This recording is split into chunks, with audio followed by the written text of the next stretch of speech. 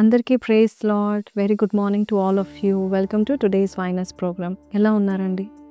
మనము ఎంత దయ చూపిస్తే అంత బెనిఫిట్స్ మనకి తిరిగి ఆ దయ ఖచ్చితంగా వస్తుంది. మన దేవుడు దయగలవాడు. మనం ఆయన బిడ్డలం. దయ చూపించండి, ఆ దయ తిరిగి మీ వద్దకే వస్తుంది. ఈరోజు వాగ్దానం సామెతలు 11:17 వచనం.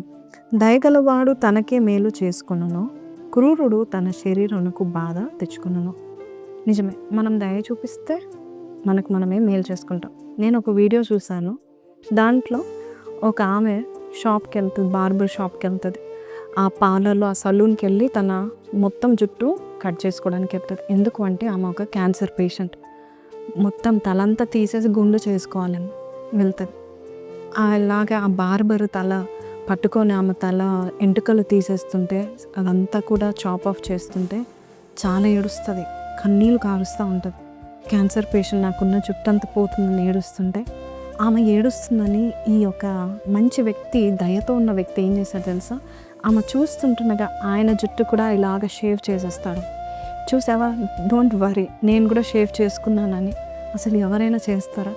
అలాగా ఆయన చేస్తుంటుండగా పక్కన ఇంకొక మంగళ అతను, ఆయన వేరే వాళ్ళకి కట్ చేస్తున్నాడు. ఆయన కూడా ఆమె ఏడుస్తుందనే, క్యాన్సర్ పేషెంట్ ఏడుస్తుందని ఆయన కూడా షేవ్ చేసుకుంటాడు.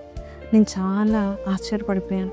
మీరు ఒకవేళ ఈ వీడియో చూస్తున్నట్లయితే అంత దయగల వాళ్ళు ఉన్నారా ఈ లోకంలో అనిపిస్తుంది. ఎంత దయ కదా! యేసయ్య కూడా అంతే. ఎంత దయ చూపించారంటే, ఒక పాపాత్మురాలైన స్త్రీ అందరూ ఆమెని కొట్టి చంపడానికి వస్తే ఆయన మాత్రము అమ్మ అని పిలిచి ఆమెని తప్పిస్తూ ఉంటాడు. కానీ మనము క్రైస్తవులని మనం చెప్పుకుంటున్నాం. క్రైస్తవులుగా చెప్పుకొని ఒకసారంట ఒక అమ్మాయి తప్పు చేసి గర్భిణీ స్త్రీగా మారింది, అంటే గర్భం ధరించింది. తప్పు చేసిన తర్వాత పెళ్ళి కాకుండానే గర్భం ధరించిందని ఆ చర్చ్లో ఆమెను వెలివేశారంట.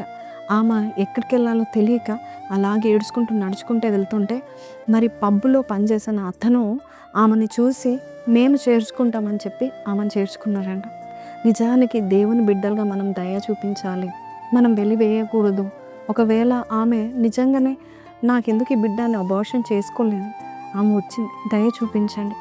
ఎంతమంది దేవుడు పాపులకు దయ చూపించాడు, మంచి వారికే కాదు. మనం మంచి వారికి కూడా దయ చూపించట్లేదేమో. ఈరోజు దేవుడు నీ యొద్దకి ఎవరినైనా దేవుడు తీసుకొస్తే దయ చూపించండి. ఒకసారి సాధుడు సుందర్ సింగ్ అయ్య గారు, ఆయన హిమాలయ మధ్యలో ఆయన ఇలాగ జపం ప్రార్థన చేస్తూ అలాగ ప్రార్థనలో లీనమైపోయాడు. ఆ యొక్క చలికి, ఆ యొక్క స్నో స్టామ్కి, తుఫాన్కి కొట్టుకొని పోయిన ఒక చిన్న పిచ్చుక అంట ఆయన ఒడిలో వచ్చి పడిందంట. వెంటనే ఆ పిచ్చుకను ఆయన కప్పిపెట్టి దాచిపెట్టాడు.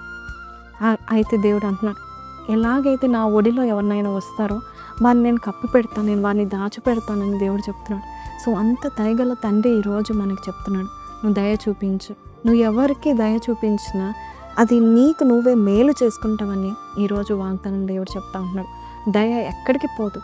దయ చూపించే వారికి, దయగల వారి ఎడల దేవుడు దయగలవాడుగా ఉన్నాడు. కాబట్టి ఈరోజు ఈ వాగ్దానం దేవుడు మీతో మాట్లాడితే, ఈరోజు ఎవరికైనా దయ చూపించండి. పిచ్చుకలకైనా, జంతువులకైనా, లేక మనకి చిన్నవారు అనిపించుకునేవారు, తక్కువ అని అనిపించుకునే పాపులకైనా కూడా దయ చూపించండి. దేవుని యొక్క మహాకృపను మీరు పొందుకుంటారు. చిన్న ప్రార్థన. పరిశుద్ధుడా, మహోన్నతుడవు తండ్రి, దయగల వారి ఎడల దయ చూపించే దేవుడవు నాయన ప్రభ. నీవు ఎంతో జాలి హృదయం కలిగిన దేవుడవు నాయన ప్రభ. నీవు ఎంతో కనికరాత్ముడు నాయన. అయ్యా, మా గతము, మా పాపంని చూసి అయ్యా నువ్వు శిక్ష పొందుకోవాలి అని చెప్పే దేవుడవు కాదు నాయన.